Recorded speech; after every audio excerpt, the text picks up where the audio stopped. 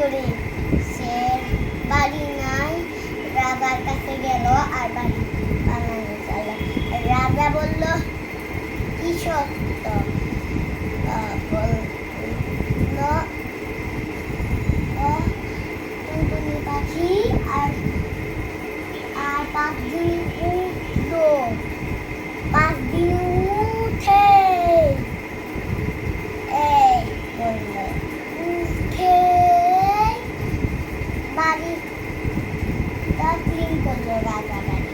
আর কালকে সকালে করলো কাজটা, কালকে সকালে কাজটা